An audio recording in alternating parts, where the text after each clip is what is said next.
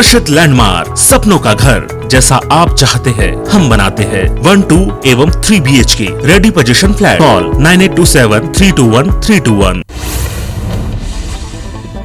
Bollywood star Sonu Sood की बहन मालविका सूद चुनाव में उतरेंगी। वो मोगा विधानसभा सीट से अगले साल हो रहे पंजाब विधानसभा चुनाव लड़ेंगी। इसकी जानकारी सोनू सूद ने मोगा में कॉन्फ्रेंस करके दी है।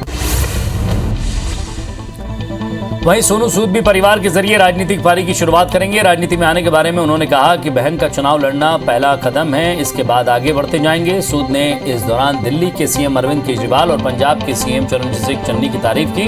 उन्होंने कहा कि वो जल्द ही अकाली दल के प्रधान सुखबीर बादल से भी मुलाकात करेंगे। प्रधानमंत्री नरेंद्र मोदी ने वीडियो कॉन्फ्रेंसिंग के जरिए त्रिपुरा में 1,47,000 से अधिक लाभार्थियों को प्रधानमंत्री आवास योजना ग्रामीण की पहली किस्त ट्रांसफर की है। लाभार्थियों के बैंक खाते में सीधे 700 करोड़ रुपए से अधिक की राशि जमा की गई। इस दौरान पीएम मोदी ने कहा कि अब अगरतला और दिल्ली दोनों एक साथ मिलकर त्रिपुरा के विकास के लिए नीतियां बनाएंगे और परिणाम लेकर आते हैं। पीएम ने कहा कि आप देखिए, बीते 4 वर्षों में त्रिपुरा के गांवों में करीब 50,000 परिवारों को पीएम आवास योजना के तहत पक्के घर बनाकर दिए जा चुके हैं। करीब 1,60,000 नए घरों की स्वीकृति दी गई है। प्रधानमंत्री ने विपक्ष पर जमकर निशाना साधा। उन्होंने कहा कि पहले नीतियां बंद कमरों में बनती थी, अब दिल्ली के हिसाब से नहीं बल्कि यहां की जरूरत के हिसाब से नीतियां बनती हैं। पक्के मकान को लेकर कुछ नियम त्रिपुरा के लाखों परिवारों के सामने बाधा बन रहे थे, लेकिन सरकार ने त्रिपुरा की भौगोलिक परिस्थितियों को समझकर उसके हिसाब से नीतियां बनाई। यूपी के लखनऊ में सीएम योगी आदित्यनाथ ने विपक्ष पर जमकर निशाना साधा। योगी ने कहा कि विपक्ष के पास मुद्दा नहीं है, वो सरदार पटेल का अपमान करना चाहते हैं। राष्ट्र नायक सरदार पटेल एक ओर है और राष्ट्र को तोड़ने वाले जिन्ना दूसरी तरफ हैं। वो लोग जो जिन्ना का समर्थन करते हैं और हम सरदार पटेल का समर्थन करते हैं। कांग्रेस नेता सलमान खुर्शीद की किताब को लेकर उठा विवाद थमने का नाम नहीं ले रहा है। मामला अब न्यायालय पहुंच गया है। दिल्ली के वकील विनीत जिंदल ने सलमान खुर्शीद की पुस्तक का विरोध करते हुए दिल्ली हाईकोर्ट में याचिका दाखिल की है और बुक की किसी भी रूप में प्रकाशन और बिक्री पर रोक लगाने की मांग की है।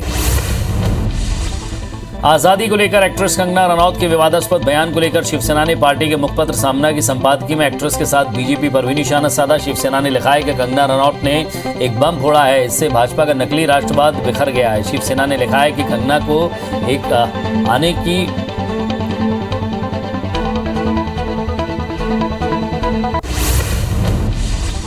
कांग्रेस के अंतरिम अध्यक्ष सोनिया गांधी ने आज शांतिवन में देश के पहले प्रधानमंत्री पंडित जवाहरलाल नेहरू को उनकी जयंती पर पुष्पांजलि अर्पित की है। आपको बता दें कि चाचा नेहरू की जयंती बाल दिवस के रूप में मनाई जाती है। बिहार के गया में नक्सलियों ने एक बड़ी वारदात को अंजाम दिया है। यहां नक्सलियों ने एक परिवार के 4 सदस्यों की घर में घुसकर हत्या कर दी। मृतकों में 2 भाई और उनकी पत्नियां हैं। इसके बाद चारों के शव को घर के बाहर फंदे पर लटका दिया गया और फिर घर को बम से उड़ा दिया गया। वारदात के बाद नक्सलियों ने घर के बाहर एक पर्चा भी चिपकाया है। राजधानी भोपाल में प्रधानमंत्री नरेंद्र मोदी के दौरे को देखते हुए सीएम शिवराज सिंह चौहान पहले रानी कमलापति रेलवे स्टेशन पहुंचे। साथ ही बीयू यूनिवर्सिटी परिसर तक सड़कों के हुए सुधार कार्यों का भी जायजा लिया। बीयू परिसर में बनाए गए हेलीपैड का निरीक्षण कर सुरक्षा में तैनात अधिकारियों से भी बात की और जम्बूरी मैदान में सीएम शिवराज ने अधिकारियों के साथ व्यवस्थाओं को लेकर बैठक की। भोपाल में जनजाति वर्ग के वीरों और बलिदानियों के करीब 8,000 पोस्टर, बैनर और झंडों से उसे सजा दिया गया है। खास बात यह है कि इन पोस्टरों में बिरसा मुंडा, रानी दुर्गावती, रानी कमलापति, राजा संग्राम शाह समेत करीब 100 से ज्यादा जनजाति वर्ग विशेष के शूरवीरों की जीवन परिचय बताया गया। इसके अलावा शहर के प्रमुख मार्गों पर भी आदिवासी परंपराओं को दर्शाने वाली पेंटिंग की गई है।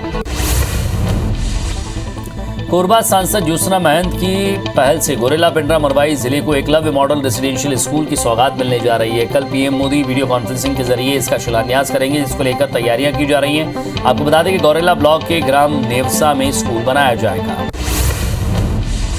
महंगाई के खिलाफ कांग्रेस ने पदयात्रा शुरू की है। 7 दिन तक जन जागरण अभियान चलेगा और इस दौरान कांग्रेस नेता जनता के बीच जाकर केंद्र सरकार की विफलताओं को गिनाएंगे। 13 दिसंबर से शीतकालीन विधानसभा सत्र की शुरुआत होने वाली है। छत्तीसगढ़ विधानसभा के शीतकालीन सत्र से पहले विधानसभा अध्यक्ष डॉक्टर चरणदास महंत का एक बड़ा बयान सामने आया है। अगर कोरोना कम नहीं हुआ तो आम लोगों को एंट्री नहीं मिलेगी।